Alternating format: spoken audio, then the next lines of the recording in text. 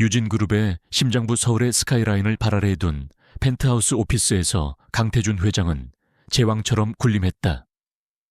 그의 세계는 오차 하나 없는 정밀한 기계와 같았다. 아침 6시 기상부터 밤늦은 시간까지 그의 모든 일정은 분 단위로 계획되었고 그 계획에서 벗어나는 일은 결코 용납되지 않았다.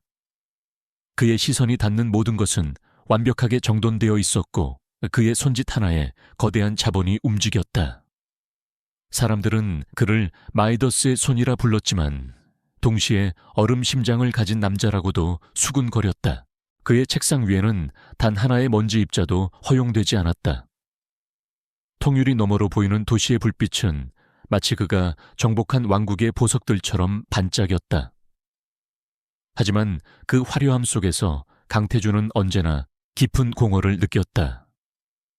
수년 전 젊은 나이에 받았던 무정자증 진단은 그의 인생에 지울 수 없는 낙인을 찍었다.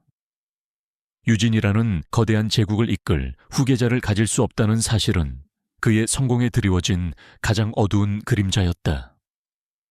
그 이후로 그는 감정을 지우고 오직 일에만 몰두하는 기계가 되기로 결심했다. 고요한 집무실의 정적을 깬 것은 비서의 조심스러운 노크 소리였다. 회장님 최민호 변호사님께서 찾아오셨습니다.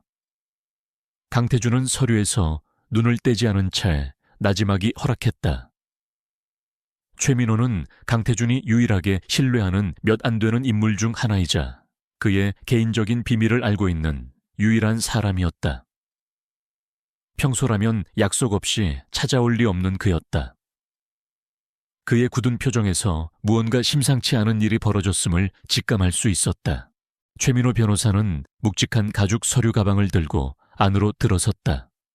그는 잠시 망설이는 듯 하더니 결심한 듯 입을 열었다. 회장님 긴히 드릴 말씀이 있습니다. 극히 사적인 문제입니다. 강태준은 그제야 서류에서 눈을 떼고 그를 응시했다. 그의 눈빛은 얼음장처럼 차가웠지만 그 안에는 미세한 호기심의 파문이 일고 있었다. 최 변호사는 조심스럽게 서류 가방에서 두툼한 서류 봉투 하나를 꺼내 책상 위에 올려놓았다. 봉투에는 발신인의 주소나 이름이 적혀 있지 않았다. 오늘 아침 제 사무실로 배달된 익명의 우편물입니다. 회장님께 직접 전달해 달라는 메모와 함께요. 최 변호사의 목소리에는 긴장감이 역력했다. 강태준은 말없이 봉투를 집어들었다. 그의 길고 섬세한 손가락이 봉투를 뜯자 그 안에서 몇 장의 서류와 사진들이 쏟아져 나왔다. 가장 먼저 그의 눈에 들어온 것은 4명의 아이들이 함께 웃고 있는 사진이었다. 아이들은 모두 서너 살쯤 되어 보였고 놀랍게도 모두가 서로를 쏙 빼닮은 4 쌍둥이였다. 강태준의 심장이 순간 멈추는 듯했다. 아이들의 얼굴 윤곽, 특히 웃을 때 살짝 휘어지는 눈매와 오똑한 코는 어린 시절의 자신을 그대로 복제해 놓은 것 같았다. 그는 숨을 죽인 채 다음 서류로 시선을 옮겼다. 그것은 국립과학수사연구원의 이름이 찍힌 유전자 감식 결과 보고서였다. 보고서에는 강태준의 유전자 정보와 4명의 아이들의 유전자 정보가 나란히 기재되어 있었고 그 아래에는 친자관계 성립 확률 99.9999%라는 문구가 선명하게 박혀 있었다. 강태준의 얼굴에서 모든 감정이 사라졌다. 그는 마치 외국어로 쓰인 고문서를 해독하려는 듯 한 글자 한 글자 보고서를 뜯어보았다. 불가능한 일이었다. 이것은 명백한 조작이자 그의 가장 아픈 상처를 건드리는 악랄한 사기극이었다. 그는 분노로 손을 떨며 서류들을 책상 위로 내던졌다. 종이들이 어지럽게 흩어지며 나 아이의 웃는 얼굴이 그의 시야를 어지럽혔다. 이게 무슨 해괴한 장난이지. 누가 감히 이런 짓을 벌이는 건가. 그의 목소리는 분노로 낮게 가라앉아 있었다. 최민호 변호사는 예상했다는 듯 침착하게 답했다. 저도 처음에는 믿을 수 없었습니다. 그래서 즉시 비공식적인 경로를 통해 해당 보고서의 진위를 확인해 보았습니다. 놀랍게도 이 보고서는 위조된 것이 아니었습니다. 국과수에 정식으로 기록이 남아있는 실제 감식 결과였습니다. 그 말에 강태준의 눈빛이 칼날처럼 날카로워졌다. 위조가 아니라면 이것은 단순한 사기를 넘어선 거대한 음모의 일부라는 뜻이었다. 누군가 그의 유전자를 훔쳐 이런 끔찍한 일을 꾸민 것이다. 그는 자리에서 일어나 통유리 창가로 걸어갔다. 서울의 야경이 그 어느 때보다 차갑고 적대적으로 느껴졌다. 그의 머릿속은 수많은 의문과 분노로 들끓었다. 누구인가? 어떤 목적을 가지고? 어떻게? 그의 인생은 완벽한 통제에 있었다. 그의 사적인 정보, 특히 그의 치명적인 약점인 건강 정보는 철저하게 비밀에 붙여져 있었다. 그것을 알고 있는 사람은 극소수에 불과했다. 그는 자신의 적들을 하나씩 떠올렸다. 유진그룹의 호시탐탐 놀이는 경쟁사들, 이 사회 내부의 정적들, 그의 뇌리에 한 사람의 얼굴이 스쳐 지나갔다. 늘 온화한 미소 뒤에 야심을 숨기고 있는 부회장 박진우. 그는 강태준에게 가장 위협적인 존재였지만 이런 식의 공격은 그의 방식이 아니었다. 박진우는 비열하지만 적어도 겉으로는 명분과 절차를 중시하는 인물이었다. 이런 비상식적이고 비윤리적인 방법은 그의 스타일과 거리가 멀었다. 강태준은 생각을 지우려는 듯 머리를 흔들었다. 지금은 섣부른 추측보다 명확한 사실, 관계를 파악하는 것이 우선이었다. 그는 다시 책상으로 돌아와 흩어진 사진들을 집어들었다. 사진 속 아이들은 천진난만하게 웃고 있었다. 자신을 닮은 그 얼굴들을 보고 있자니 가슴속 깊은 곳에서 한 번도 느껴보지 못한 기묘한 감정이 솟아올랐다. 그것은 분노와 혼란 속에서 피어난 아주 작은 온기였다. 하지만 그는 곧 그 감정을 억눌렀다. 이 아이들은 자신을 파멸시키기 위해 만들어진 음모의 도구일 뿐이다. 그 이상도 그 이하도 아니었다. 그는 감상에 빠질 만큼 어리석지 않았다. 강태준은 결심한 듯 수화기를 들고 비서실에 연결했다. 지금 즉시 보안팀장과 정보분석실장을 내 방으로 들게 해. 그의 목소리에는 한치의 흔들림도 없었다. 전화를 끊은 그는 최민호 변호사를 바라보며 말했다. 이 서류와 관련된 모든 것을 알아내야겠네. 이 편지를 보낸 자, 사진 속의 여자와 아이들, 그리고 이 유전자 검사를 의뢰한 자까지. 단 하나의 정보도 놓치지 말고 샅샅이 파헤쳐. 이 도시의 모든 정보망을 동원해서라도 이 악랄한 연극의 배우를 반드시 찾아내야 해. 잠시 후 굳은 표정의 보안팀장과 정보분석실장이 집무실로 들어섰다. 강태준은 그들에게 유전자 감식 보고서의 사본과 아이들의 사진을 건넸다. 이 아이들과 이 아이들의 어머니로 추정되는 여자를 찾아내 24시간을 주겠다.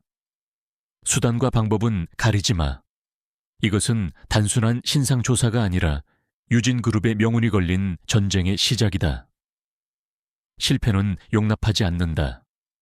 그의 명령은 강철처럼 차갑고 단호했다. 두 사람은 긴장된 표정으로 고개를 숙이고는 신속하게 집무실을 빠져나갔다. 모두가 떠난 뒤 집무실에는 다시 강태준과 최민호 변호사만이 남았다. 최 변호사는 걱정스러운 눈빛으로 그를 바라보았다. 회장님, 만약 저 아이들이 정말 회장님의 자녀라면 어떻게 하시겠습니까? 그 질문에 강태준은 잠시 침묵했다. 그는 창밖의 어두운 도시를 응시하며 대답했다. 그럴 가능성은 없어. 하지만 만에 하나 그렇다 해도 변하는 건 없네.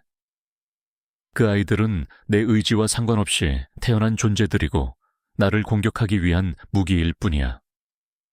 나는 내 제국을 지키기 위해 무엇이든 할 걸세. 그의 말은 얼음처럼 차가웠지만 사진 속 자신을 닮은 아이들의 얼굴을 바라보는 그의 눈빛은 그 어느 때보다 복잡하게 흔들리고 있었다. 완벽하게 통제되었던 그의 세계에 균열이 가기 시작했다. 거대한 폭풍이 그의 인생을 향해 다가오고 있었다. 그는 그 폭풍의 한가운데서 자신의 모든 것을 걸고 싸워야만 했다. 그의 손에 들린 사진 속에서 4명의 아이들은 아무것도 모른 채 여전히 밝게 웃고 있었다. 그 웃음이 그의 심장을 향한 가장 날카로운 비수가 될 것이라는 사실을 아직 그는 알지 못했다. 강태준은 의자에 깊숙이 몸을 묻었다. 피로가 몰려왔지만 잠을 이룰 수는 없을 터였다. 그의 머릿속은 온통 아이들의 얼굴과 유전자 보고서의 글자들로 가득 차 있었다. 그는 자신의 인생에서 단 한 번도 이토록 통제 불가능한 상황에 놓여본 적이 없었다. 언제나 그는 문제를 분석하고 계획을 세우고 상대를 압도하며 승리해왔다. 하지만 이번 상대는 정체를 알 수 없는 그림자였고 그 무기는 혈연이라는 가장 원초적인 굴레였다. 그는 다시 한번 사진을 들여다보았다. 보면 볼수록 기이할 정도로 자신과 닮아 있었다. 최민호 변호사는 그의 고뇌를 읽은 듯 조용히 말했다. 회장님, 너무 심려치 마십시오. 저희가 가진 모든 역량을 동원하면 곧 배우를 밝혀낼 수 있을 겁니다. 그때까지는 침착하게 대응하시는 것이 중요합니다. 강태준은 희미하게 고개를 끄덕였다. 침착, 그것은 그가 가장 자신 있는 분야였다. 그러나 심장 깊은 곳에서 시작된 미세한 떨림은 멈추지 않았다. 무정자증이라는 진단이 그의 정체성의 일부가 된 지 오래였다. 그런데 이제 와서 그 근간을 흔드는 증거가 눈앞에 나타난 것이다. 그는 문득 오래전 자신을 진단했던 의사의 얼굴을 떠올렸다. 당시 그는 절망 속에서도 여러 병원을 돌며 재차 확인했었다. 결과는 모두 같았다. 그 후 그는 그 사실을 운명으로 받아들이고 후계자에 대한 미련을 완전히 버렸다. 대신 그는 유진그룹 자체를 자신의 분신이자 유산으로 삼기로 했다. 회사를 반석 위에 올려놓기 위해 그는 자신의 모든 것을 바쳤다. 그런데 이 모든 것이 거짓이었을까? 아니면 누군가의 계획에 의해 그의 운명이 뒤바뀐 것일까? 밤이 깊어갔지만 강태준은 자리를 떠나지 않았다. 그는 자신의 과거를, 자신이 거쳐온 모든 길을 되짚어 보았다. 혹시라도 작은 단서가 될 만한 기억의 조각을 찾기 위해서였다. 그의 삶은 너무나 투명하고 건조해서 이런 비밀이 끼어들 틈이 없어 보였다. 그는 여성과의 관계조차 극도로 제한하며 살아왔다. 스캔들 하나 없는 그의 사생활은 재계에서도 유명했다. 그렇기에 이 사건은 더욱더 미스터리하게 다가왔다. 이것은 외부의 적이 벌인 정교한 공격임이 틀림없었다. 그는 정보분석실장에게 전화를 걸었다. 진행 상황은 수화기 너머로 긴장된 목소리가 들려왔다. 회장님, 현재 사진의 배경이 되는 장소를 특정하는 중입니다. 서울 근교의 한적한 주택가로 추정되며 필터링 작업을 통해 몇 군데 후보지를 좁혔습니다. 또한 유전자 검사를 의뢰한 기록을 추적하고 있습니다만 철저한 가명과 차명 계좌를 사용해 신원 파악에 시간이 걸리고 있습니다. 강태준은 차갑게 말했다. 시간이 없어. 내일 아침까지 내 책상 위에 유의미한 보고서를 올려놓도록. 전화를 끄는 그는 다시 깊은 생각에 잠겼다. 적은 매우 치밀하고 오랫동안 이 일을 준비해왔다. 그렇다면 목적은 단순히 돈을 뜯어내는 것이 아닐 것이다. 이것은 그의 명예를 실추시키고 경영권을 흔들려는 명백한 시도였다. 만약 이 사실이 세상에 알려진다면 무정자증 판정을 받은 총수가 몰래 아이를 넷이나 낳아 숨겨왔다는 자극적인 스캔들이 터져 나올 것이다. 여론은 그에게 등을 돌릴 것이고 이 사회의 정적들은 이때를 놓치지 않고 그를 끌어내리려 할 것이다. 상상만으로도 끔찍한 시나리오였다. 강태준은 서랍 깊숙한 곳에서 오래된 의료 기록을 꺼냈다. 먼지가 쌓인 서류에는 무정자증 에이즈오펠미아이라는 단어가 선명하게 적혀 있었다. 그는 그 서류를 아이들의 유전자 감식 보고서 옆에 나란히 놓았다. 서로를 부정하는 두 개의 진실, 둘 중 하나는 반드시 거짓이어야만 했다. 그는 자신의 기억과 과학적 진단을 믿어야 할까, 아니면 눈앞에 놓인 또 다른 과학적 증거를 믿어야 할까?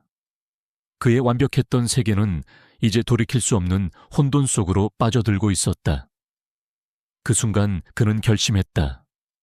이 연극의 진실을 밝혀내고 감히 자신을 우롱한 자들을 모조리 파멸시키겠다고.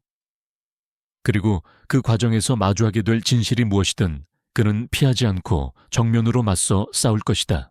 강태준이 명령한 24시간이 거의 끝나가고 있었다. 밤새 단 한숨도 자지 못한 그는 여전히 자신의 펜트하우스 집무실을 지키고 있었다. 책상 위에는 유진그룹의 미래가 걸린 중요한 결제 서류들이 산더미처럼 쌓여 있었지만 그의 눈은 서류의 글자들을 쫓으면서도 초점은 다른 곳을 향하고 있었다. 그의 머릿속은 온통 네 아이의 얼굴과 친자관계 성립 확률 99.99999%라는 잔인한 문구로 가득 차 있었다. 평생을 완벽한 통제 속에서 살아온 그에게 이 예측 불가능한 상황은 견딜 수 없는 모욕과도 같았다. 정확히 약속된 시간이 되자 집무실 문이 조심스럽게 열리고 조영민 보안팀장이 들어섰다. 그의 얼굴은 밤샘 작업으로 지쳐 있었지만 눈빛만은 형형하게 빛나고 있었다. 그는 군더더기 없는 동작으로 강태준의 책상 앞에 서서 얇은 태블릿 PC를 내밀었다. 회장님 명령하신 사항에 대한 1차 보고입니다. 강태준은 말없이 태블릿을 받아 들었다. 화면에는 한 여성의 증명사진과 함께 그녀의 신상 정보가 간결하게 정리되어 있었다. 이름 한서연, 나이 32. 평범한 가정에서 태어나 지방국립대학에서 생명공학을 전공한 재원. 보고서는 그녀의 삶을 건조한 사실들로 나열하고 있었다. 대학 졸업 후 그녀는 뛰어난 성적으로 서울의 한 중소규모 생명과학 연구소에 입사했다. 하지만 4년 전 그 연구소는 갑작스럽게 재정난을 이유로 폐쇄되었고 그 이후로 그녀는 이렇다 할 직업 없이 4명의 아이를 홀로 키우며 살고 있다는 내용이었다. 보고서의 마지막에는 그녀가 현재 거주하고 있는 경기도 외곽의 한적한 주택가 주소가 적혀 있었다. 조 팀장은 담담한 목소리로 덧붙였다. 우편물을 추적한 결과 발신지는 한서연 씨의 거주지 근처 우체국이었습니다. 하지만 CCTV 영상 분석 결과 우편물을 붙인 사람은 그녀가 아닌 모자와 마스크로 얼굴을 가린 신원 미상의 남성이었습니다. 새로운 사실에 강태준의 미간이 좁혀졌다. 한서연이 직접 보낸 것이 아니라면 제3자가 이 모든 일을 꾸미고 있다는 뜻이었다. 그렇다면 그녀는 공범일까? 아니면 또 다른 피해자일까? 그는 자리에서 벌떡 일어섰다. 차를 준비해. 그의 목소리는 결연했다. 조 팀장이 놀란 눈으로 물었다. 회장님, 직접 가시려는 겁니까? 위험할 수 있습니다. 저희가 먼저 접촉해서. 강태준은 그의 말을 잘랐다. 아니, 내가 직접 가야겠어. 내 눈으로 직접 확인해야 할 것이 있어. 그는 이 연극의 무대에 직접 올라 배우들의 얼굴을 똑똑히 확인해야만 했다. 강남의 마천루 숲을 빠져나온 검은색 세단은 서울의 번잡함을 뒤로하고 한적한 외곽 도로로 접어들었다. 차창 밖으로 보이는 풍경이 화려한 빌딩에서 나지막한 주택들로 바뀌어갈수록 강태준의 마음은 더욱 복잡해졌다. 자신의 세계와는 너무나도 다른 이 낯선 공간에 자신의 혈연이 존재한다는 사실이 비현실적으로 느껴졌다. 그는 굳게 입을 다문 채 태블릿 화면에 떠있는 내 아이의 사진을 뚫어지게 바라보았다. 사진 속 아이들은 여전히 천진하게 웃고 있었지만 이제 그 웃음은 그에게 혼란과 분노, 그리고 아주 미세한 호기심을 동시에 불러일으켰다. 차는 내비게이션이 안내하는 주소에 아담한 2층짜리 단독주택 앞에 멈춰 섰다. 잘 가꾸어진 작은 정원과 파란색 대문이 인상적인 평범하고 소박한 집이었다. 강태준은 차에서 내리기 전 잠시 망설였다. 이 문을 여는 순간 그의 인생은 돌이킬 수 없는 방향으로 흘러가게 될지도 모른다는 예감이 들었다. 하지만 그는 이내 마음을 다잡았다. 그는 강태준이었다. 어떤 상황에서도 흔들리지 않고 모든 것을 통제해야 하는 유진그룹의 총수. 그는 차갑게 표정을 굳히고 차에서 내려 파란색 대문 앞으로 다가갔다. 그가 초인종을 누르려던 순간 집 안에서 아이들의 웃음소리가 들려왔다. 유리창 너머로 4명의 아이들이 거실에서 장난감을 가지고 노는 모습이 보였다. 사진으로 보던 것과는 비교할 수 없는 충격이 그의 온몸을 덮쳤다. 살아 움직이는 자신의 분신들. 제각기 다른 표정을 짓고 있었지만 그 얼굴의 모든 선과 형태는 거울처럼 그를 비추고 있었다. 강태준은 자기도 모르게 숨을 멈췄다. 그의 얼어붙었던 심장의 한 구석에서 무언가 단단한 것이 깨지는 듯한 미세한 균열음이 들리는 듯했다. 바로 그때 현관문이 열리며 한 여자가 밖으로 나왔다. 보고서에서 본 사진 속의 얼굴, 한서연이었다. 그녀는 편안한 실내복 차림에 머리를 대충 묶고 있었지만 피곤함 속에서도 지적인 분위기와 단단한 심지가 느껴졌다. 그녀는 낯선 남자, 그것도 압도적인 위압감을 풍기는 강태준의 모습에 순간 경계심을 드러냈다. 누구시죠? 그녀의 목소리는 떨리고 있었지만 눈빛만은 그를 똑바로 응시하고 있었다. 그녀는 본능적으로 몸을 살짝 움직여등 뒤의 아이들을 가리려는 듯한 자세를 취했다. 강태준은 그녀의 얼굴과 아이들의 얼굴을 번갈아 보았다. 그는 어떤 말부터 시작해야 할지 몰랐다. 수많은 시나리오를 머릿속으로 그렸지만 실제로 마주한 현실은 그의 모든 예상을 뛰어넘고 있었다. 그는 간신히 냉정을 되찾고 낮고 차가운 목소리로 입을 열었다. 당신이 한서연 씨인가? 나는 강태준이요. 그의 이름이 나오자 한서연의 얼굴이 새하얗게 질렸다. 그녀의 눈이 공포와 충격으로 크게 흔들렸다. 그녀는 그가 언젠가 찾아올지도 모른다고 막연히 두려워했지만 그 순간이 이렇게 갑자기 닥칠 줄은 몰랐다. 무슨 일로 오셨나요? 그녀는 간신히 목소리를 쥐어짰다. 강태준은 그녀의 반응을 날카롭게 살피며 말했다. 무슨 일인지 정말 몰라서 묻는 건가 그 편지, 그리고 그 아이들. 이게 다 무슨 의미인지 직접 들어야겠소. 그의 목소리에는 상대방을 얼어붙게 만드는 냉기가 서려 있었다. 그는 그녀를 돈을 노리고 접근한 파렴치한 사기꾼으로 단정하고 있었다. 그러나 한서연은 그의 말을 이해하지 못했다. 편지요. 무슨 편지 말씀이신지. 저는 아무것도 보낸 적이 없습니다. 그녀의 혼란스러운 표정은 연기처럼 보이지 않았다. 강태준은 잠시 할 말을 잃었다. 만약 그녀가 보낸 게 아니라면 정말로 제3자가 이 모든 판을 짜고 있다는 말인가, 그의 머릿속이 더욱 복잡해졌다. 그때 집안에서 놀던 아이 중 하나가 엄마를 부르며 문가로 달려왔다. 엄마, 이 아저씨 누구야? 아이는 호기심 가득한 눈으로 강태준을 올려다보았다. 아이와 눈이 마주친 순간 강태준은 다시 한번 숨을 멈췄다. 그토록 자신을 닮은 순수한 눈동자를 마주하는 것은 기이하고도 고통스러운 경험이었다. 한서연은 황급히 아이를 끌어안아등 뒤로 숨겼다. 그녀의 눈에는 두려움과 함께 강한 모성애가 불타오르고 있었다. 돌아가 주세요. 당신이 누구든 저희와는 상관없는 분입니다. 아이들을 놀라게 하지 마세요. 그녀의 목소리는 단호했다. 그녀는 연약해 보였지만 아이들을 지키려는 순간에는 누구보다도 강한 사람이었다. 강태준은 그런 그녀의 모습을 보며 더욱더 혼란에 빠졌다. 그가 상상했던 탐욕스러운 꽃뱀의 모습과는 거리가 멀어도 너무 멀었다. 상관이 없는지 아닌지는 내가 판단하오. 당신과 아이들에 대해 알아야겠어. 모든 것을. 강태준은 물러서지 않았다.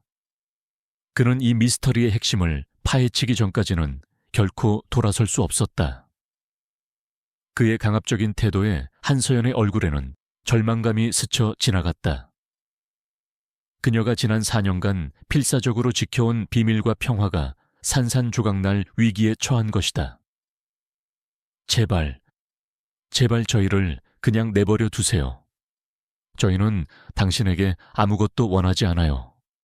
그녀의 목소리에 애원이 섞여 나왔다. 그들의 대치는 길게 이어졌다. 강태준의 냉정한 이성과 본능적인 부정이 충돌했고 한서연의 두려움과 모성애가 팽팽하게 맞섰다. 결국 강태준은 한 걸음 물러섰다. 오늘은 더 이상의 정보를 얻어내기 힘들다고 판단했다.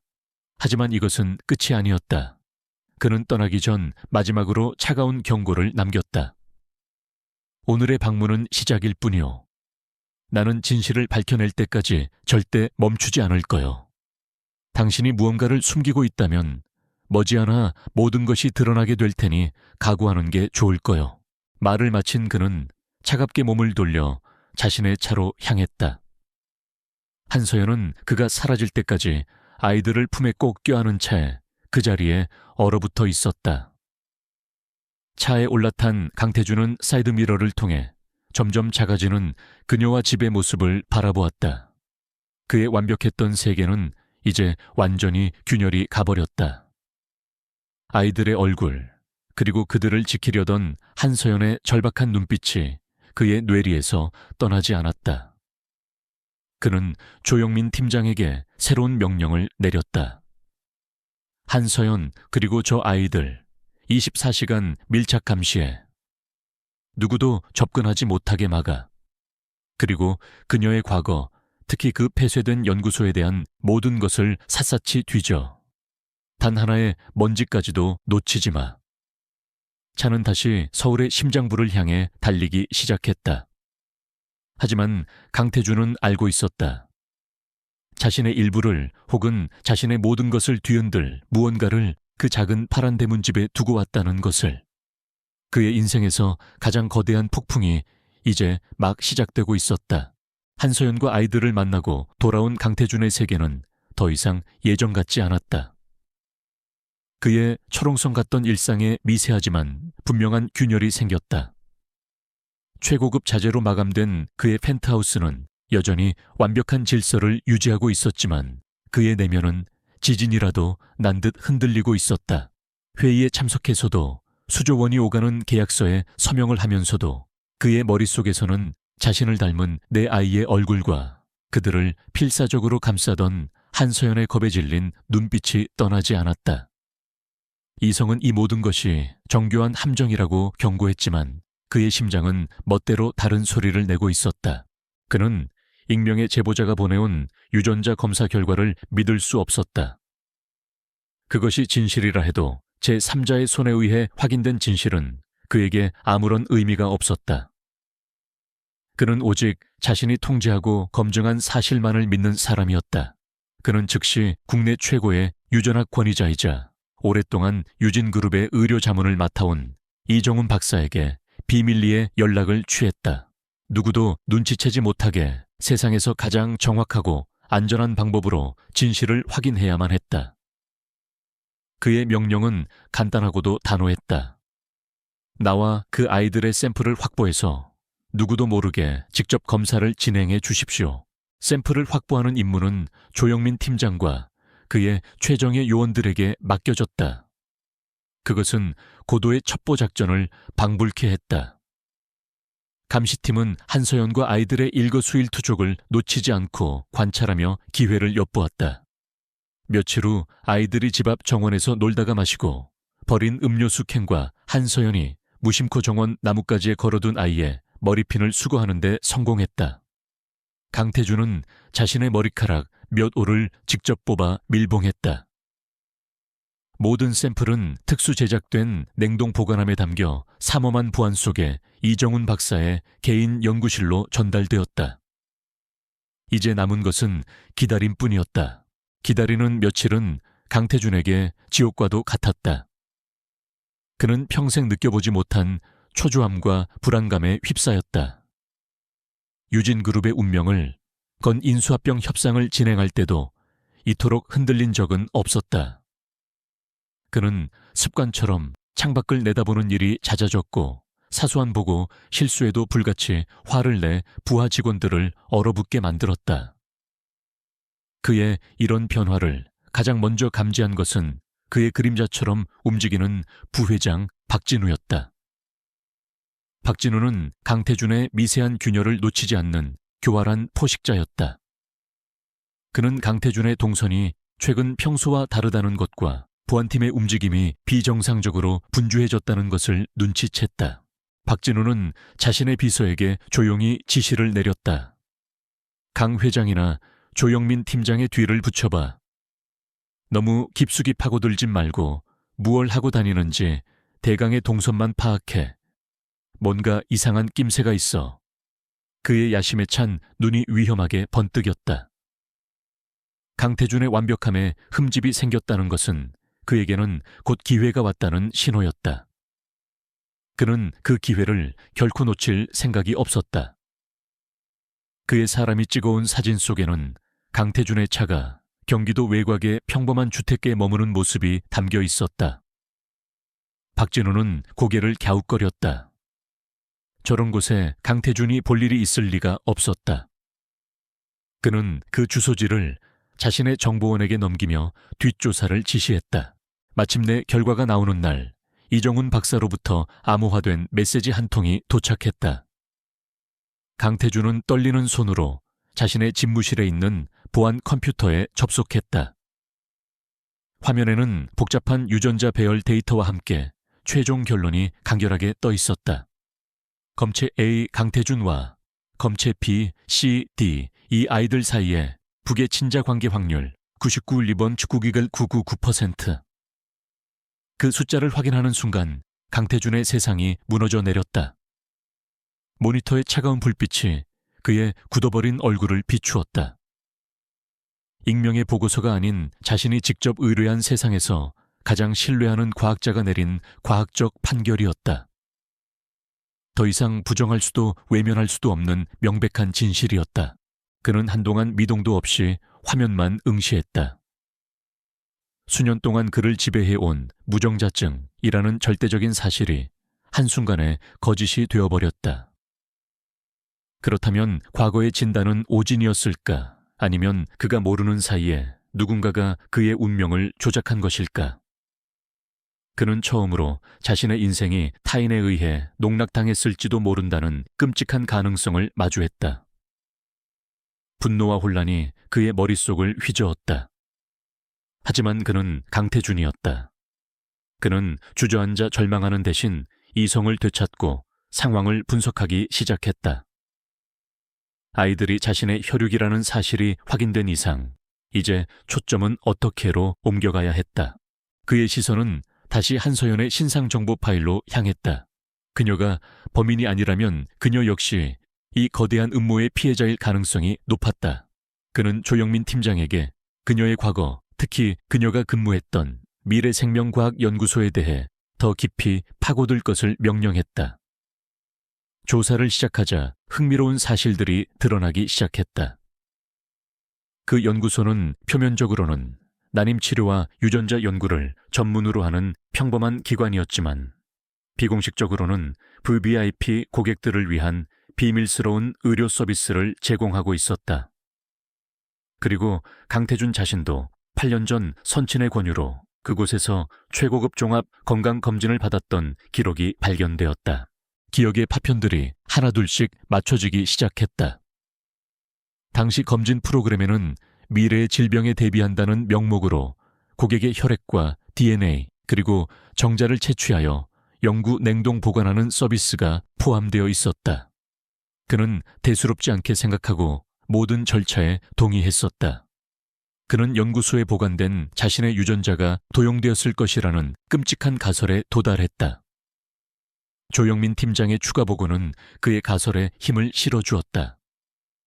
한서연은 당시 연구소에 촉망받는 연구원이었으며 특히 냉동배아 및 생식세포 보관 기술 분야에서 뛰어난 성과를 보였다는 동료들의 증언이 확보되었다.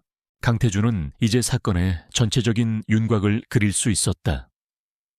누군가가 연구소에 보관된 자신의 정자를 훔쳐 한서연의 난자와 인공적으로 수정시킨 것이다.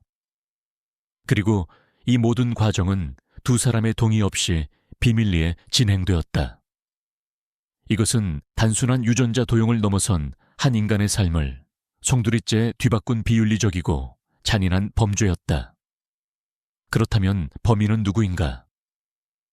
연구소는 4년 전 갑작스럽게 폐쇄되었고 관련자들은 모두 뿔뿔이 흩어져 행방이 묘연했다. 하지만 강태준은 직감했다. 이것은 일개 연구원의 단독 범행이 아니었다. 그 배후에는 거대한 자본과 권력을 가진 누군가가 도사리고 있었다. 그는 자신의 집무실에 있는 거대한 스크린 위에 한서연의 사진과 미래생명과학연구소의 로고, 그리고 자신의 의료 기록을 나란히 띄웠다. 흩어져 있던 점들이 하나의 선으로 연결되기 시작했다. 그는 더 이상 한서연을 의심하거나 적대할 수 없었다. 그녀는 자신과 마찬가지로 이 거대한 범죄의 피해자였다. 그녀가 지난 4년간 홀로 아이들을 키우며 겪었을 고통과 두려움이 그의 마음에 무겁게 내려앉았다. 그는 이제 그녀를 만나야 했다. 적이 아닌 이 사건의 진실을 함께 파헤쳐야 할 유일한 파트너로서. 그의 눈빛은 이전보다 더욱 차갑고 단단해져 있었다. 그것은 단순한 분노를 넘어 자신의 것을 훔치고 자신의 운명을 조롱한 자들을 향한 서늘한 복수심으로 불타오르고 있었다. 강태준은 더 이상 무작정 한서연의 집을 찾아가는 우를 범하지 않았다. 진실을 마주하기로 결심한 이상 그는 감정적인 접근 대신 가장 효율적이고 이성적인 방법을 택했다. 그는 최민호 변호사를 통해 한서연에게 정중하지만 거절할 수 없는 만남을 제안했다. 아이들의 안전과 사생활을 완벽하게 보장할 수 있는 중립적인 장소에서 오직 두 사람만이 대화를 나누자는 것이었다. 며칠간의 깊은 고민 끝에 한서연은 그의 제안을 수락했다. 그녀 역시 언제까지고 두려움 속에 숨어 살 수만은 없다는 것을 깨달았던 것이다. 약속 장소는 유진그룹이 소유한 호텔의 최고층에 위치한 프라이빗 라운지였다. 방음 처리가 완벽한 그곳에서는 서울의 정영이 한눈에 들어왔지만 바깥에 어떤 소음도 침투하지 못했다. 강태준은 먼저 도착해 창밖을 내다보며 그녀를 기다렸다. 며칠 전과는 비교할 수 없을 정도로 그의 마음은 차분하게 가라앉아 있었다. 그는 더 이상 그녀를 의심하는 가해자의 입장이 아니었다. 그는 이제 이 거대한 사기극의 또 다른 피해자로서 진실을 향한 첫걸음을 내디딜 준비를 하고 있었다. 잠시 후 한서연이 최민호 변호사의 안내를 받으며 라운지 안으로 들어섰다. 그녀는 며칠 전보다 더 수척해 보였지만 단정하게 차려입은 모습에서는 흐트러짐 없는 단단함이 느껴졌다. 그녀의 눈빛에는 여전히 경계심이 서려 있었지만 그날의 공포 대신 상황을 정면으로 마주하려는 결의가 담겨 있었다. 강태준은 자리에서 일어나 그녀를 맞이하며 맞은편 소파를 권했다. 그는 서두르지 않고 그녀가 긴장을 풀 시간을 주기 위해 잠시 침묵을 지켰다. 무거운 침묵을 깬 것은 강태준이었다. 그는 테이블 위에 자신의 의료 기록이 담긴 태블릿 PC를 올려놓고 그녀 쪽으로 밀었다. 먼저 이것부터 봐주었으면 하오. 화면에는 수년 전 그가 받았던 무정자증 진단서가 선명하게 떠 있었다. 한서연은 의아한 표정으로 화면을 들여다보다가 그 내용을 확인하는 순간 놀라움으로 눈을 동그랗게 떴다. 그녀는 고개를 들어 믿을 수 없다는 듯 강태준을 바라보았다. 이게 정말인가요? 그녀의 목소리가 미세하게 떨렸다. 강태준은 담담하게 고개를 끄덕였다. 내 인생을 지배해온 사실이었어. 적어도 며칠 전까지는. 그는 이어서 자신이 8년 전 미래생명과학연구소에서 건강검진을 받았던 사실과 그때 자신의 유전자를 영구 보관하는 데 동의했다는 사실을 털어놓았다. 그의 고백을 듣는 동안 한소연의 얼굴은 점점 더 창백해져 갔다. 그녀는 이제 강태준이 자신을 추궁하러 온 것이 아니라는 것을 어렴풋이 깨닫기 시작했다. 그는 퍼즐에 잃어버린 조각을 찾기 위해 온 것이었다. 이제 당신의 이야기를 들려주시오, 한서연 씨. 당신이 미래생명과학연구소에서 겪었던 모든 일을. 강태준의 목소리는 차분했지만 그 안에는 거스를 수 없는 힘이 실려 있었다. 그의 진지한 태도에 한서연은 마침내 마음의 빗장을 풀기 시작했다. 그녀는 지난 5년간 누구에게도 말하지 못했던 가슴속에 깊이 묻어두었던 고통스러운 진실을 털어놓기 시작했다. 그녀의 이야기는 열정으로 가득 찼던 젊은 연구원 시절부터 시작되었다. 그녀는 난임으로 고통받는 부부들에게 희망을 주는 연구에 평생을 바치고 싶었다고 했다. 그녀가 존경했던 연구소장 김성준 박사는 어느 날 그녀에게 아주 은밀한 제안을 해왔다. 익명의 기증자들의 생식세포를 이용해 획기적인 인공수정 기술을 시험하는 극비 프로젝트에 참여해 달라는 것이었다.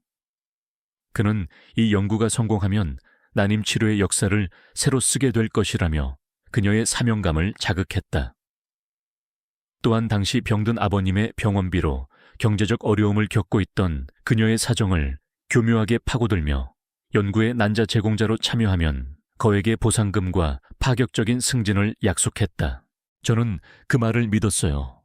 김성준 박사님은 제게 아버지 같은 분이셨으니까요. 모든 것이 합법적인 절차에 따라 진행될 것이라고, 기증자의 신원은 철저히 비밀에 붙여질 것이라고 약속했죠.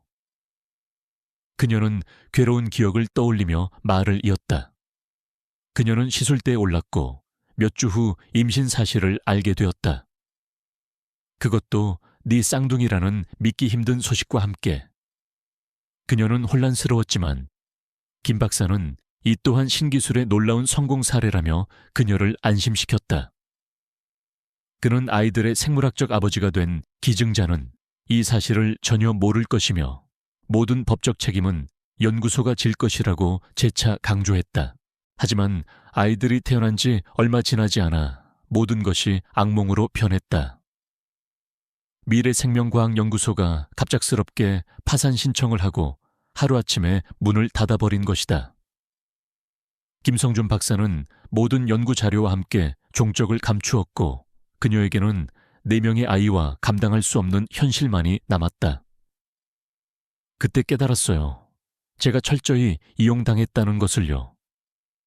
저는 누군지 모를 남자의 아이들을 낳았고 그 아이들을 탄생시킨 연구는 세상에 존재하지 않는 유령 프로젝트가 되어버렸죠.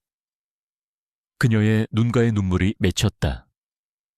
그녀는 지난 4년간 언젠가 아이들의 아버지가 나타나 모든 것을 빼앗아갈지도 모른다는 공포 속에서 살아야만 했다. 한서연의 고통스러운 고백이 끝나자 라운지에는 무거운 침묵이 흘렀다. 강태준은 말없이 주먹을 꽉 쥐었다. 그의 심장은 차가운 분노로 들끓었다. 자신뿐만 아니라 이 선량한 여성의 인생까지 송두리째 짓밟은 보이지 않는 적에 대한 증오가 치밀어 올랐다. 그는 마침내 입을 열었다. 당신 말이 맞아. 우린 둘 다 철저히 이용당한 거요. 그의 목소리는 낮고 위험하게 울렸다. 그는 그녀의 눈을 똑바로 바라보며 말했다. 나는 우리에게 이런 짓을 한 놈을 반드시 찾아낼 거요. 내 인생을 조롱하고 당신의 삶을 망가뜨린 대가를 반드시 치르게 할 생각이야. 그의 단호한 선언에 한서연은 놀란 눈으로 그를 바라보았다. 그녀는 그가 아이들을 빼앗으려 하거나 자신을 비난할 것이라고만 생각했었다. 하지만 그는 지금 복수를 이야기하고 있었다. 그녀와 자신을 우리라고 칭하며 강태준은 말을 이었다. 그러기 위해선 당신의 도움이 필요하오. 당신이 기억하는 모든 것이 단서가 될 수 있어. 김성준 박사에 대한 것 연구소의 다른 동료들, 그 프로젝트에 대해 당신이 알고 있는 아주 사소한 것까지 전부. 이것은 동정이 아니었다. 두 명의 피해자가 공동의 적을 향해 칼을 겨누기 위한 냉철하고 전략적인 제안이었다. 한서연은 잠시 망설였다. 다시 그 끔찍한 과거를 파헤치는 것은 너무나 고통스러운 일이었다. 하지만 그녀는 아이들의 미래를 생각했다. 언제까지나 숨어 살 수는 없었다. 아이들이 자신의 출생에 대해 물었을 때 그녀는 떳떳하게 진실을 말해주고 싶었다. 그리고 무엇보다 그녀 자신을 기만하고 괴물 같은 실험의 도구로 삼은 자들을 용서할 수 없었다. 그녀는 결심한 듯 눈물을 닦고 고개를 끄덕였다. 알겠어요. 제가 아는 모든 것을 말씀드릴게요. 아이들을 위해서, 그리고 저 자신을 위해서요. 그 순간 적대감과 의심으로 시작되었던 두 사람의 관계는 새로운 국면을 맞이했다. 그들은 더 이상 서로를 경계하는 낯선 이가 아니었다. 같은 상처를 가졌고 같은 적을 마주하고 있는 기묘한 운명 공동체가 된 것이다. 강태준은 즉시 최민호 변호사와 조영민 팀장에게 새로운 지시를 내렸다. 한서연과 아이들에 대한 보호를 최고 등급으로 격상하고 그녀가 제공하는 정보를 바탕으로 김성준 박사와 과거 연구소 관계자들의 행방을 추적하라는 명령이었다. 거대한 음모의 퍼즐 조각들이 마침내 제자리를 찾기 시작했다. 두 사람은 창밖의 도시를 함께 내려다보았다. 저 화려한 불빛 어딘가에 그들의 운명을 멋대로 주무른 악마가 숨어있을 터였다. 이제 길고도 위험한 사냥이 시작될 참이었다. 강태준과의 만남 이후 한서연의 삶은 이전과는 다른 궤도에 올랐다. 그녀와 아이들의 집 주변에는 보이지 않는 철통 같은 경호 시스템이 구축되었다. 조영민 팀장이 이끄는 유진그룹의 정예부안 요원들이 24시간 내내 모든 위험 요소를 감시하고 차단했다. 처음에는 이런 과도한 보호가 부담스러웠지만 한서연은 이내 이것이 자신과 아이들을 지키기 위한 최선의 방책임을 받아들였다. 그리고 그녀는 강태준의 조사에 적극적으로 협력하기 시작했다. 잊고 싶었던 과거의 기억들을 하나씩 끄집어내는 것은 고통스러운 일이었지만 진실을 밝히려는 그녀의 의지는 단호했다. 한편 강태준의 변화를 예리하게 주시하던 박진우 부회장은 마침내 결정적인 정보를 손에 넣었다. 그가 심어놓은 정보원이 경기도의 그 평범한 주택에 사는 여인과 네 아이의 사진을 보내온 것이다. 박진우는 처음에는 그저 강태준이 숨겨둔 여자이겠거니 대수롭지 않게 생각했다. 하지만 사진을 확대해 아이들의 얼굴을 확인하는 순간 그의 온몸에 소름이 돋았다. 아이들은 누가 봐도 어린 시절의 강태준을 그대로 빼다 박은 모습이었다. 그는 순간 숨을 멈췄다. 무정자증. 세계 전체가 아는 강태준의 치명적인 약점이었다. 박진우의 머릿속에서 모든 조각이 맞춰지기 시작했다. 강태준은 세상 사람들을 감쪽같이 속여왔던 것이다. 그는 이 사실을 깨닫자 희열에 가까운 감정에 휩싸였다. 이것은 단순한 스캔들이 아니었다. 완벽한 가면을 쓰고 있던 강태준의 모든 것을 무너뜨릴 수 있는 신이 내린 무기였다. 그는 오랫동안 강태준의 그늘에 가려져 살아야 했다. 뛰어난 능력을 가졌음에도 불구하고 창업주의 아들이라는 이유만으로 모든 스포트라이트를 독차지하는 강태준을 향한 그의 질투와 열등감은 골마 터지기 직전이었다. 이제 그 모든 것을 되갚아줄 시간이 온 것이다. 그는 즉시 행동에 나섰다. 하지만 결코 경솔하게 움직이지 않았다. 그는 이 무기를 가장 효과적인 순간에 가장 치명적인 방식으로 사용해야 한다는 것을 알고 있었다. 그는 직접 나서는 대신 돈으로 움직이는 사이버 레카들과 정보원들을 고용했다. 그의 지시는 간단했다. 유진그룹 강태준 회장의 사생활에 대한 의혹을 제기해. 하지만 절대 확정적인 증거를 내놓지는 마. 그저 넌지시 암시만 하는 거야. 사람들이 궁금해서 미치게 만들도록. 그는 대중의 호기심과 의심이라는 불에 기름을 붓기 시작했다. 며칠 후 증권가 정보지와 익명의 소셜미디어 계정들을 중심으로 미확인 루머들이 퍼져나가기 시작했다. 얼음 왕자로 불리는 K 회장, 사실은 숨겨둔 여인과 아이들이 있다. 경기도 외곽에 K 회장을 쏙 빼닮은 내 쌍둥이가 산다는 제보. 과연 진실은 같은 자극적인 제목의 글들이었다. 처음에는 그저 그런 뜬 소문으로 치부되었다. 하지만 소문은 꼬리에 꼬리를 물고 퍼져나가며 점점 더 살이 붙었다.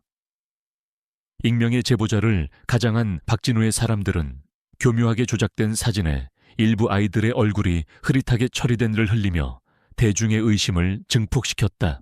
이러한 움직임은 즉시 유진그룹 홍보팀의 레이더에 포착되었다. 홍보팀장은 사안의 심각성을 인지하고 즉시 강태준에게 보고했다. 강태준은 보고를 받는 내내 표정 하나 변하지 않았다. 그는 이미 이런 공격이 시작될 것을 예상하고 있었다. 한서연이라는 존재가 드러난 이상 적이 그것을 이용하지 않을 리 없었다. 그는 홍보팀장에게 지시했다. 일절 대응하지 마. 무시하는 것이 최선이다. 괜히 반응했다가 오히려 판만 키워주는 꼴이 될 테니. 그의 목소리는 침착했지만 그의 눈빛은 차갑게 타오르고 있었다. 전쟁은 이미 시작된 것이다. 강태준은 한서연과의 공조를 더욱 강화했다. 그들은 이제 정기적으로 안전가옥에서 만나 정보를 교환했다. 한서연은 기억을 더듬어 과거 연구소에서 함께 일했던 동료들의 명단을 작성했고 강태준의 팀은 그들을 하나씩 찾아 나섰다. 하지만 조사는 난관에 부딪혔다. 대부분의 연구원들은 이미 거액의 퇴직금을 받고 해외로 이주했거나 입을 열기를 극도로 꺼려했다. 그들은 보이지 않는 위협에 겁을 먹고 있었다. 사건의 핵심 인물인 김성준 박사의 행방은 여전히 묘연했다. 그는 마치 증발이라도 한 듯 세상에서 모든 흔적을 지워버린 상태였다. 온라인상의 루머는 점점 더 거세졌다. 이제는 몇몇 연예 매체에서도 재벌 총수의 이중생활 의혹이라는 타이틀로 조심스럽게 기사를 내기 시작했다. 아직 실명이 거론되지는 않았지만 기사의 모든 정황은 강태준을 가리키고 있었다. 이사회에서도 미묘한 기류 변화가 감지되었다. 평소 강태준에게 불만을 품고 있던 몇몇 이사들이 회의석상에서 은근슬쩍 그의 사생활 문제를 거론하며 떠보기 시작했다. 회장님께서도 이제 슬슬 가정을 꾸리셔야 회사가 안정되지 않겠습니까? 같은 말들이 비수처럼 날아와 박혔다. 강태준은 모든 공격을 묵묵히 받아내며 평정심을 유지했다. 하지만 그의 내면에서는 분노의 폭풍이 휘몰아치고 있었다. 자신을 공격하는 것은 얼마든지 감수할 수 있었다. 하지만 적의 칼날이 이제 막 세상에 태어난 아이들과 아무런 죄 없는 한서연을 향하고 있다는 사실을 용서할 수 없었다.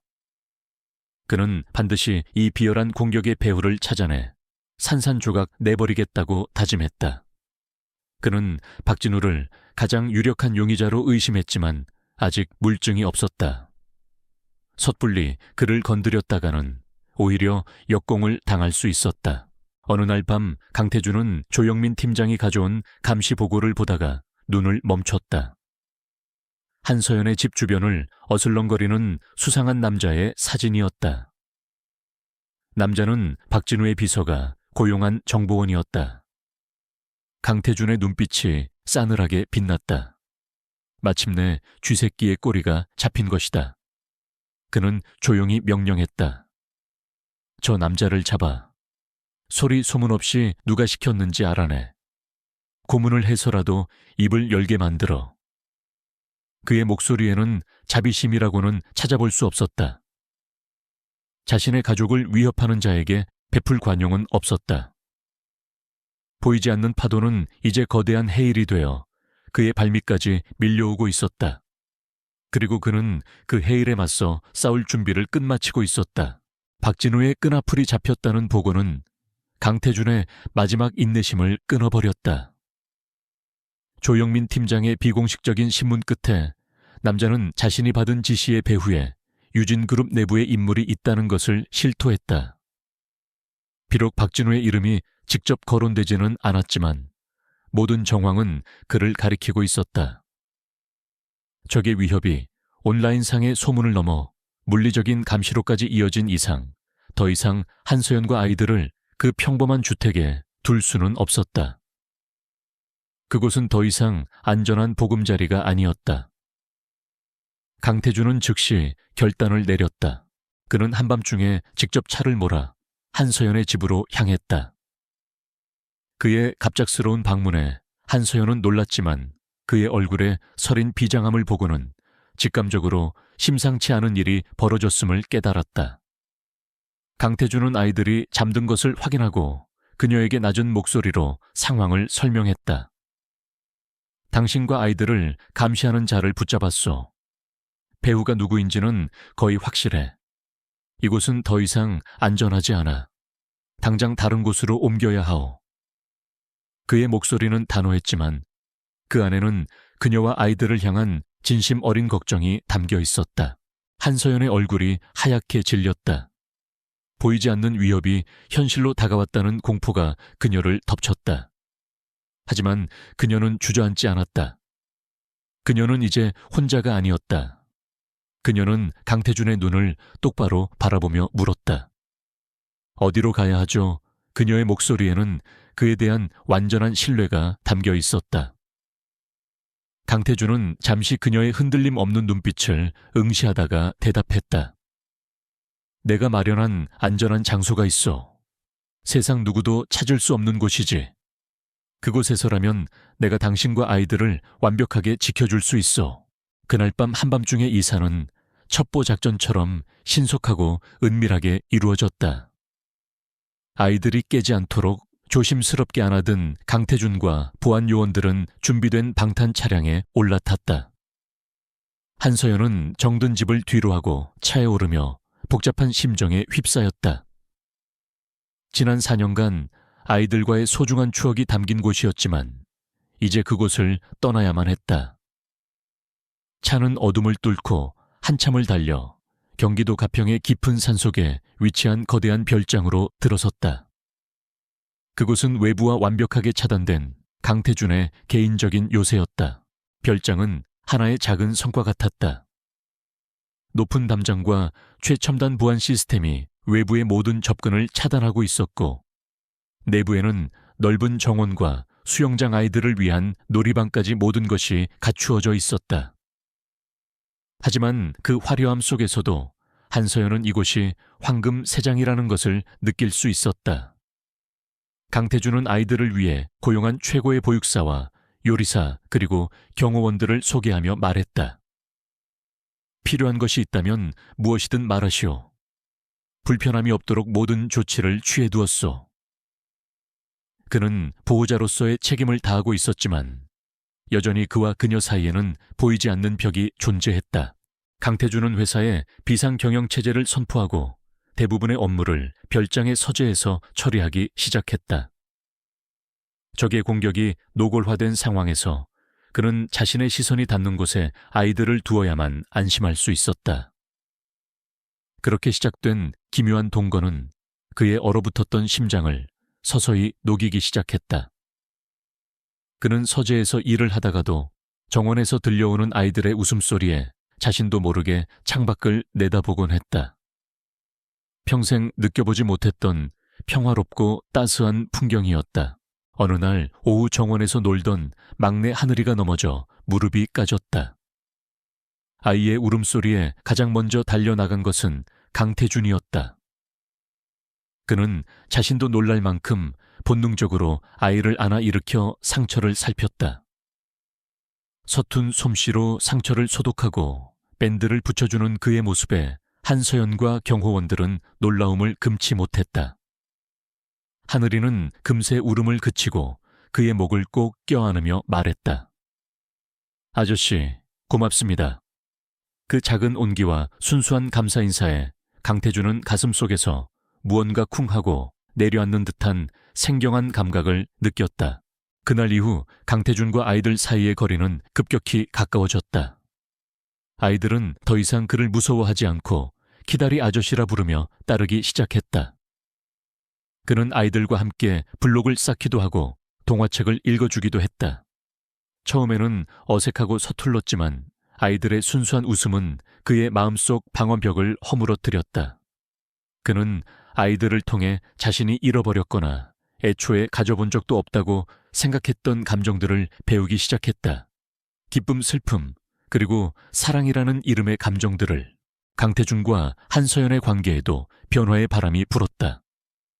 아이들이 잠든 늦은 밤, 두 사람은 벽난로 앞에서 와인을 마시며 대화를 나누는 시간이 잦아졌다. 그들의 대화는 더 이상 사건에 대한 것이 아니었다. 각자의 어린 시절 꿈, 그리고 상처에 대한 이야기들이 오고 갔다. 강태준은 그녀를 통해 평범한 삶의 소중함을, 한서연은 그를 통해 완벽한 가면 뒤에 숨겨진 그의 외로움과 인간적인 고뇌를 보게 되었다. 그들은 서로를 연민하고 이해하고 존중하기 시작했다. 미묘한 끌림이 두 사람 사이에 싹트고 있었다. 물론 강태준은 현실의 싸움을 잊지 않았다. 그는 외부적으로는 주요 경제 포럼에 참석해 자신감 넘치는 모습으로 유진그룹의 비전을 발표하며 자신을 둘러싼 루머를 정면으로 돌파했다. 그의 흔들림 없는 태도에 그를 의심하던 여론은 조금씩 잠잠해지기 시작했다. 그는 동시에 박진우의 목을 조일 증거를 찾기 위해 물밑에서 치밀하게 움직였다. 하지만 이제 그의 싸움은 단순히 자신의 명예와 회사를 지키기 위한 것만은 아니었다. 그에게는 이제 반드시 지켜야 할 가족이 생겼다.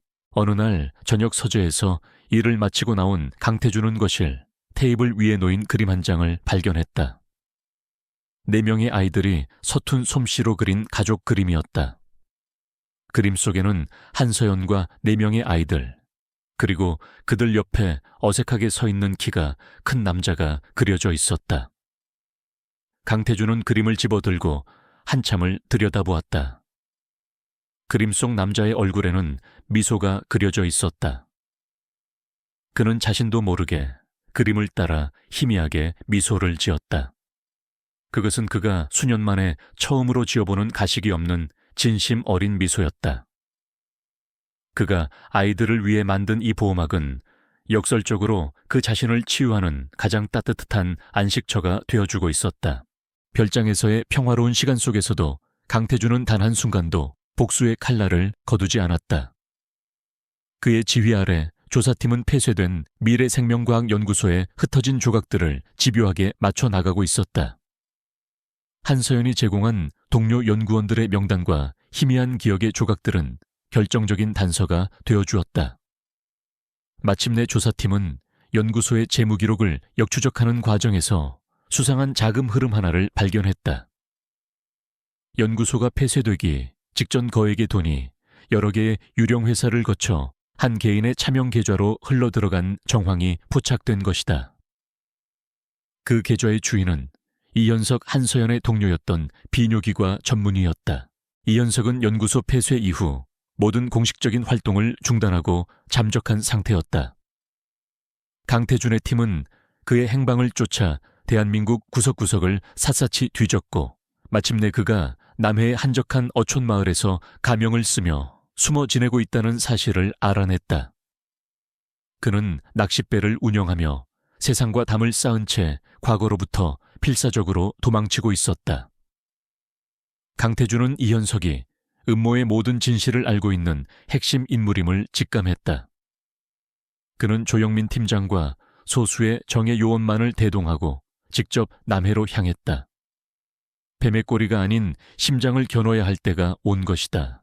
비리샨 바다 냄새가 진동하는 작은 포구에서 강태준은 초라한 모습으로 변한 이현석을 찾아냈다. 한때 촉망받던 의사였던 그는 죄책감과 두려움에 찌들어 생기를 잃은 그림자 같은 존재가 되어 있었다. 갑작스럽게 눈앞에 나타난 강태준과 위압적인 경호원들의 모습에 이현석의 얼굴은 사색이 되었다. 그는 도망치려 했지만 이미 모든 퇴로는 차단된 뒤였다. 강태준은 그를 근처의 낡은 창고로 끌고 갔다. 그는 다짜고짜 위협하는 대신 이현석의 눈앞에 그동안의 자금 추적 자료와 그의 신상 정보를 담은 서류를 던졌다. 당신이 지난 4년간 어디서 누구의 돈으로 숨어 살았는지 전부 알고 있어. 강태준의 목소리는 얼음장처럼 차가웠다. 이현석은 부들부들 떨며 아무 말도 하지 못했다. 강태준은 그의 마지막 방어벽을 무너뜨리기 위해 회유와 협박을 동시에 사용했다. 당신에게 2가지 선택지가 있어. 첫째, 끝까지 입을 다물고 불법 의료행위, 자금 세탁, 범인 은닉 등 모든 죄를 뒤집어쓰고 감옥에서 썩는 것. 둘째, 당신에게 돈을 대준 배우를 실토하고 법정에서 모든 진실을 증언하는 것. 그렇게 한다면 내 모든 힘을 동원해 당신이 최소한의 형량만 받도록 도와주겠소. 선택은 당신의 몫이야. 이현석은 무너져 내렸다. 그는 지난 4년간 매일 밤 악몽에 시달리며 살아왔다. 더 이상 이 지옥 같은 삶을 견딜 수 없었던 그는 마침내 모든 것을 털어놓기로 결심했다. 그의 입에서 나온 이름은 강태준의 예상과 정확히 일치했다. 박진우 부회장입니다. 모든 것은 그 사람이 꾸민 일이었습니다.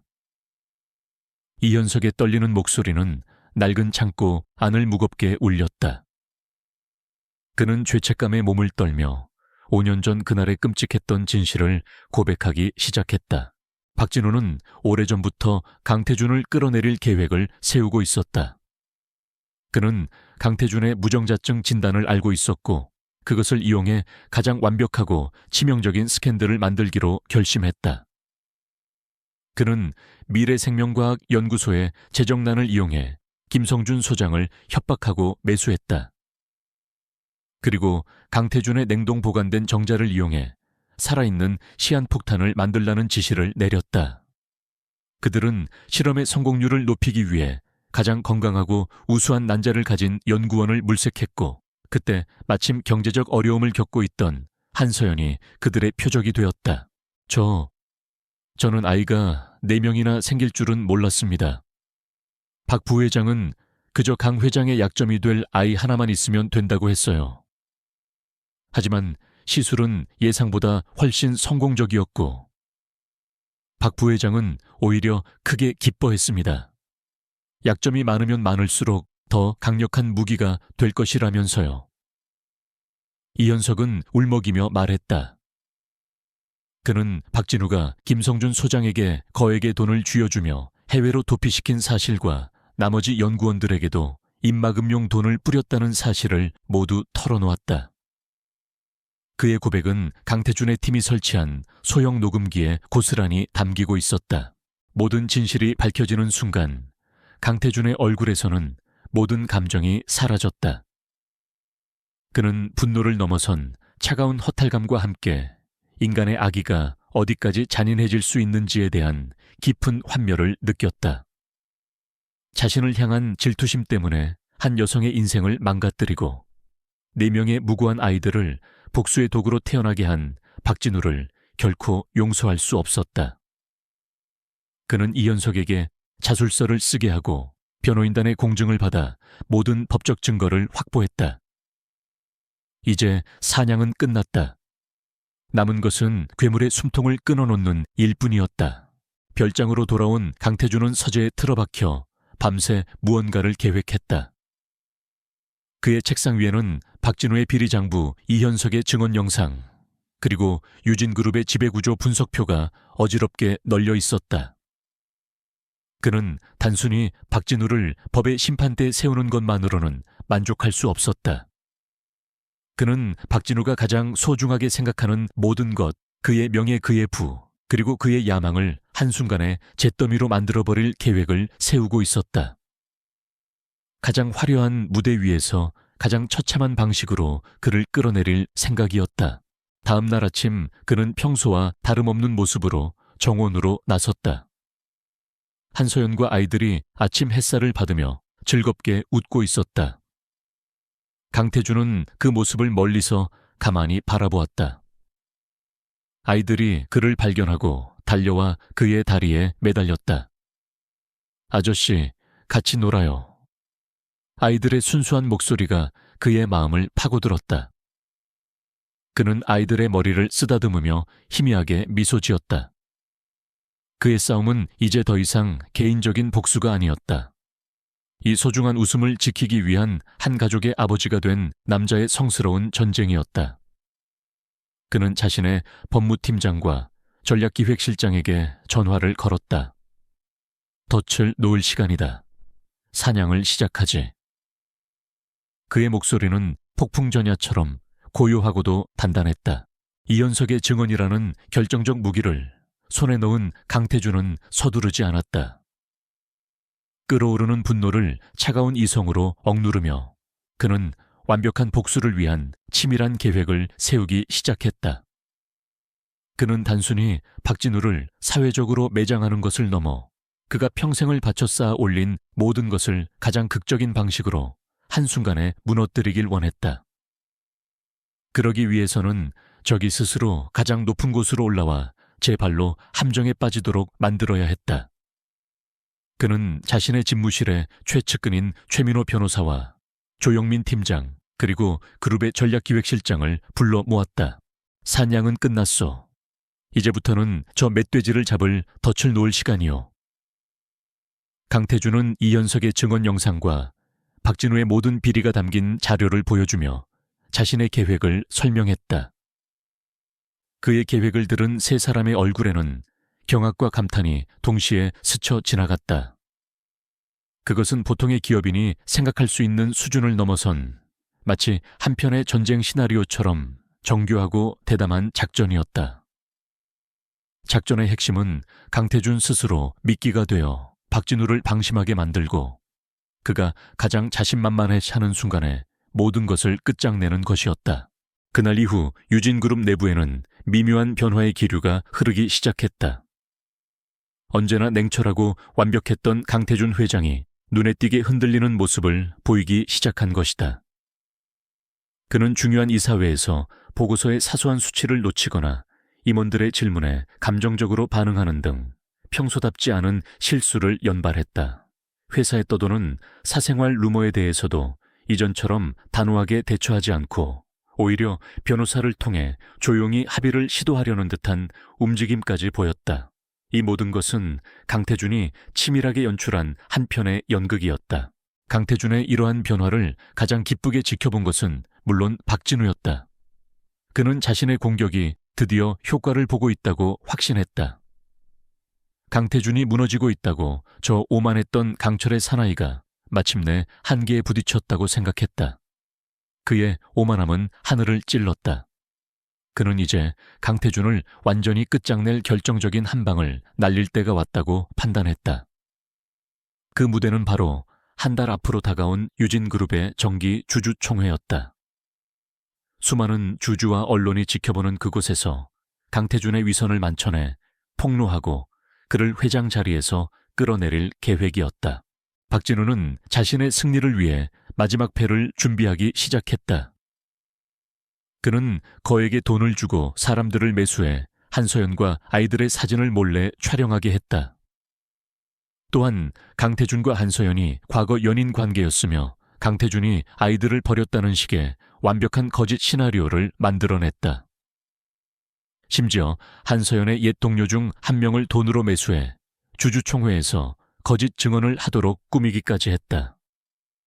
그는 자신의 손에 들린 증거들이 강태준의 숨통을 끊어놓을 것이라고 굳게 믿으며 다가올 승리의 순간을 상상하며 희열에 젖어 있었다.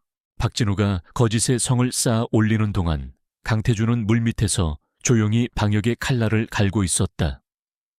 그는 밤에는 별장에서 아이들과 시간을 보내는 자상한 아버지였지만 낮에는 치밀한 전략가로 돌아와 전쟁을 준비했다. 그는 자신에게 우호적인 주요 주주들을 비밀리에 만나 이현석의 증언 영상을 보여주며 그들의 지지를 확보했다. 또한 박진우가 매수한 증인의 배후를 파헤쳐 그의 모든 계략을 손바닥 위에 올려놓고 지켜보고 있었다. 박진우가 움직일수록 그가 파놓은 함정은 더욱더 깊고 정교해지고 있었다. 주주총회가 일주일 앞으로 다가온 어느 날 밤 강태준은 한서연과 별장의 테라스에 마주 앉았다. 그는 곧 불어닥칠 폭풍에 대해 그녀에게 설명해야만 했다. 다음 주가 되면 세상이 당신과 나 그리고 아이들에 대한 끔찍한 거짓말들로 뒤덮일 거요. 당신의 이름이 진흙탕 속에서 뒹굴게 될지도 몰라. 그래도 나를 믿고 견뎌줄 수 있겠소. 그의 목소리에는 미안함과 함께 그녀의 신뢰를 구하는 간절함이 묻어 있었다. 한서연은 그의 손을 조용히 잡았다. 그녀의 눈빛은 그 어느 때보다 단단하고 강인했다. 괜찮아요. 당신이 우리 아이들의 미래를 위해 싸우고 있다는 걸 알아요. 진실은 결국 밝혀질 테니까요. 당신이 해야 할 일을 하세요. 우리는 여기서 당신을 믿고 기다릴게요. 그녀의 말은 강태준에게 그 어떤 군대보다도 더 큰 힘과 용기를 주었다. 그는 이제 혼자 싸우는 것이 아니었다. 그의 등 뒤에는 그가 목숨을 걸고 지켜야 할 가족이 있었다. 그는 그녀의 손을 마주 잡으며 마음속으로 다시 한번 다짐했다. 이 싸움에서 반드시 승리하겠다고. 마침내 운명의 날 주주총회 당일의 아침이 밝았다. 언론은 이미 유진그룹의 경영권 분쟁 가능성과 총수 일가의 스캔들 의혹으로 들끓고 있었다. 회사의 주가는 불안정하게 요동쳤다. 별장의 아침은 폭풍의 눈처럼 고요했다. 강태준은 아이들이 자는 모습을 한참 동안 지켜본 후 서재로 들어와 전투복과도 같은 검은색 슈트를 입었다. 거울 앞에 선 그의 모습은 이전보다 조금 수척해 보였지만 그의 눈빛은 맹수의 그것처럼 차갑고 예리하게 빛나고 있었다. 그는 더 이상 한 기업의 회장이 아니었다. 그는 자신의 왕국과 가족을 지키기 위해 전장으로 나서는 왕이었다. 그는 넥타이를 고쳐매며 마지막으로 자신의 모습을 점검했다. 모든 준비는 끝났다.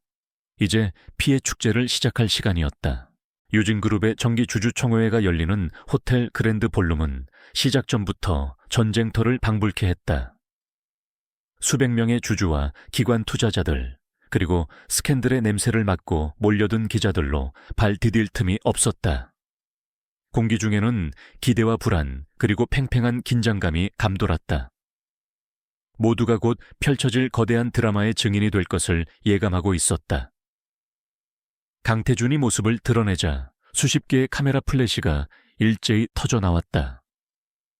그는 폭풍의 눈처럼 고요하고 침착했다.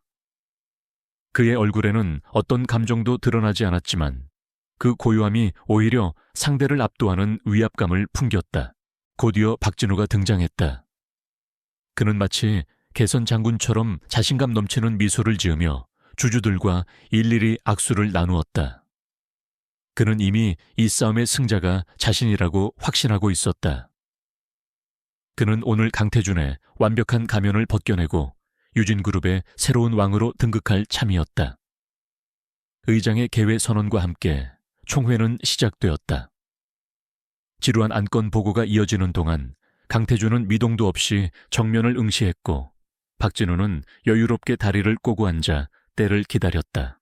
마침내 모든 안건 처리가 끝나고 자유 토론 시간이 되자 박진우가 자리에서 일어났다. 그는 비장한 표정으로 의장에게 발언권을 요청했다. 의장님 그리고 주주 여러분, 저는 오늘 유진그룹의 미래를 위해 그리고 기업 윤리를 바로 세우기 위해 이 자리에 섰습니다. 그의 극적인 서두에 장내의 모든 시선이 집중되었다. 그는 연단으로 나아가 준비해온 프레젠테이션을 시작했다. 거대한 스크린에 가장 먼저 떠오른 것은 강태준의 차가 한서연의 집 근처에 주차된 모습이 담긴 사진이었다. 존경하는 주주, 여러분이 보시는 이 사진은 강태준 회장의 이중 생활을 증명하는 수많은 증거 중 하나일 뿐입니다. 박진우는 능숙한 연기자처럼 목소리를 높였다. 그는 이어서 한서연과 네 아이들의 얼굴이 선명하게 나온 사진들을 화면에 띄웠다. 아이들의 얼굴이 강태준과 놀랍도록 닮았다는 사실에 장내는 술렁이기 시작했다. 그는 조작된 연애사와 강태준이 아이들을 버렸다는 거짓 스토리를 한 편의 소설처럼 엮어냈다. 기자들의 카메라 셔터 소리가 쉴 새 없이 터져 나왔다. 공격의 정점은 그가 돈으로 매수한 증인이 등장했을 때였다. 한서연의 옛 동료라고 자신을 소개한 여자는 눈물을 흘리며 서연이는 순진한 사람이었습니다. 하지만 한 남자의 무책임한 욕망에 희생되어 홀로 네 아이를 키우며 고통 속에 살아야만 했습니다. 라고 거짓 증언을 늘어놓았다. 박진우는 모든 증거 제시가 끝나자 주주들을 향해 열변을 토했다. 이렇게 비도덕적이고 무책임한 사람이 어떻게 유진그룹을 이끌 수 있겠습니까? 저는 강태준 회장의 즉각적인 사퇴를 요구합니다. 그의 선동에 일부 주주들이 동요하며 사퇴하라 고 외치기 시작했다. 모든 것이 박진우의 시나리오대로 흘러가고 있었다. 그 모든 광경을 강태준은 처음부터 끝까지 미동도 없이 지켜보고 있었다. 그의 얼굴은 마치 가면을 쓴 듯 아무런 표정 변화가 없었다. 박진우의 선동이 절정에 달하고 장내가 온통 혼란에 휩싸였을 때 그는 조용히 자리에서 일어났다. 그는 박진우를 지나쳐 천천히 연단으로 걸어 나갔다. 장내의 모든 소음이 거짓말처럼 멎었다. 그는 마이크 앞에 서서 잠시 객석을 둘러보았다. 그리고는 나지막하지만 장내의 모든 사람에게 똑똑히 들리는 목소리로 입을 열었다. 박진우 부회장님의 열연 잘 보았습니다. 정말 훌륭한 창작 소설이었습니다. 그의 예상치 못한 반응에 장내는 다시 술렁였다. 강태준은 스크린 담당자에게 신호를 보냈다. 이제 진실을 볼 시간입니다. 그의 말이 끝나기 무섭게 스크린의 화면이 바뀌었다. 화면에 나타난 것은 남해의 낡은 창고에서 초췌한 모습으로 모든 것을 고백하는 이현석 박사의 영상이었다. 영상 속에서 이현석은 눈물을 흘리며 박진우가 어떻게 김성준 소장을 매수했는지, 어떻게 강태준의 유전자를 훔쳤는지, 그리고 어떻게 한서연을 실험의 희생양으로 삼았는지를 상세하게 증언했다. 그는 이 모든 끔찍한 음모의 배우로 박진우를 정확하게 지목했다. 장내는 충격으로 얼어붙었다. 박진우의 얼굴은 새하얗게 질려갔다. 하지만 강태준의 공격은 거기서 끝나지 않았다. 그는 이어서 박진우의 비밀 계좌에서 김성준과 이현석 그리고 거짓 증언을 한 여자에게 거액의 돈이 흘러 들어간 금융거래 내역을 화면에 띄웠다. 빼도 박도 못할 완벽한 증거였다. 마지막으로 그는 박진우가 고용한 정보원이 한서연의 집 주변을 감시하다가 자신의 경호팀에게 붙잡히는 CCTV 영상을 공개했다. 박진우가 쌓아 올린 거짓의 성이 한순간에 무너져 내리는 순간이었다. 이게 다 뭐야, 거짓말이야, 조작된 거라고 박진우는 미친 사람처럼 소리치기 시작했다. 하지만 그의 발악은 겁에 질린 짐승의 울부짖음처럼 공허하게 들릴 뿐이었다. 그의 편에 서서 소리치던 주주들은 이미 등을 돌린 지 오래였다.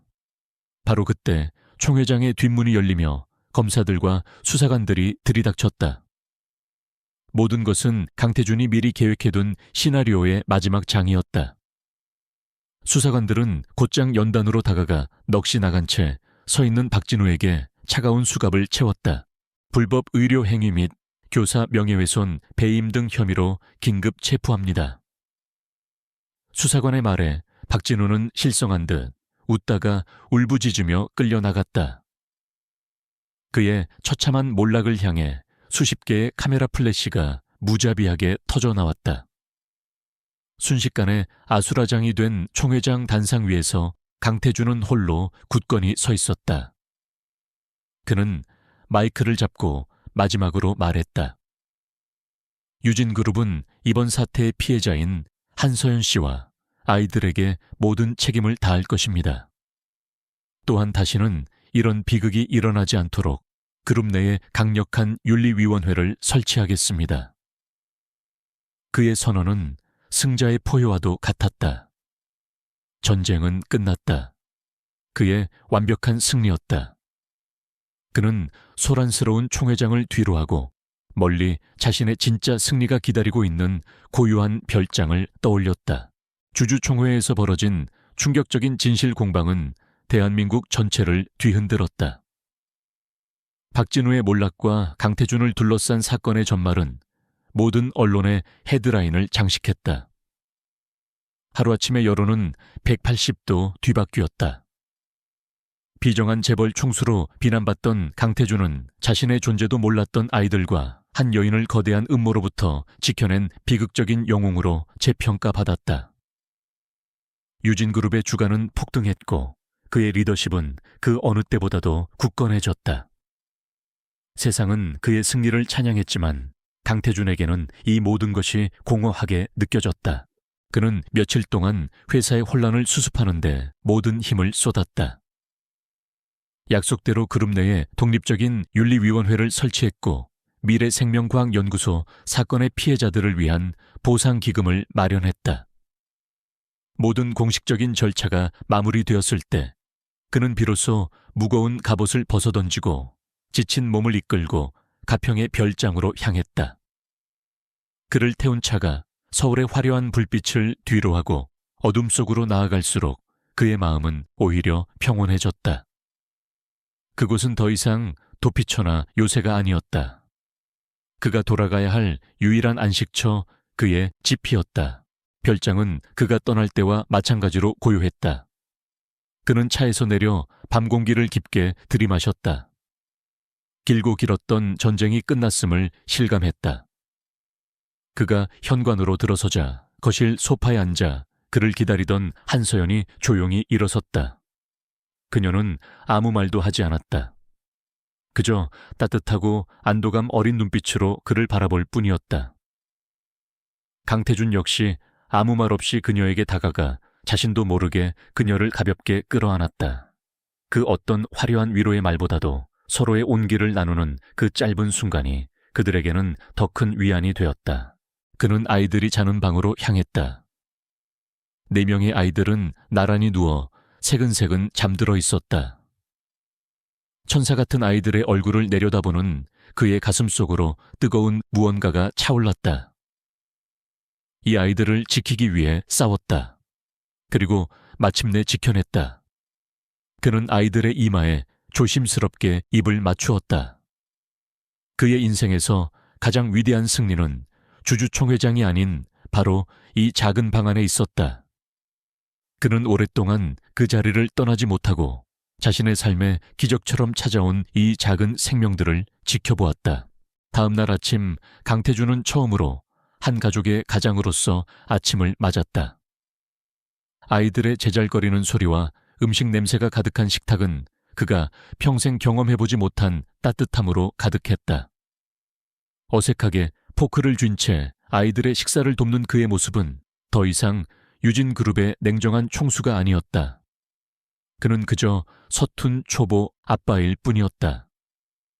식사가 끝난 후 그는 한서연과 함께 정원을 산책했다.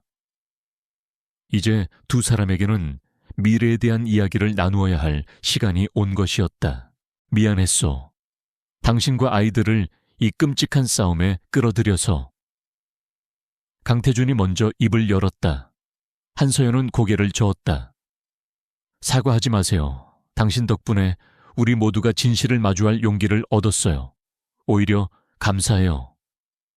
그녀는 잠시 말을 멈추었다가 결심한 듯 그를 바라보며 말했다. 이제 우리는 어떻게 되는 건가요? 그녀의 질문에 강태준은 걸음을 멈추었다. 그는 그녀의 두 손을 잡고 자신의 진심을 전하기 시작했다. 그는 그녀와 아이들에게 법적인 아버지로서 모든 책임을 다하고 싶다고 말했다. 그리고 그것이 단순한 의무감 때문이 아니라고 고백했다. 나는 평생 사랑이라는 감정을 모르고 살았소. 가질 수 없을 것이라 생각했지. 하지만 당신과 아이들을 만나고 모든 것이 변했어. 내 얼어붙었던 세상에 당신들이 들어와 온기를 불어넣어 주었소. 그는 잠시 숨을 고르고 가장 어려운 말을 꺼냈다. 나와 가족이 되어주지 않겠소. 남편으로서, 아버지로서 당신과 아이들의 곁을 평생 지키고 싶소. 그의 고백은 화려하지 않았지만 그의 모든 진심이 담겨 있었다. 한서연의 눈가에 조용히 눈물이 흘러내렸다. 그것은 슬픔이 아닌 기쁨과 감동의 눈물이었다. 그녀는 말없이 고개를 끄덕였다. 몇 달 후 강태준은 조용한 기자회견을 열었다.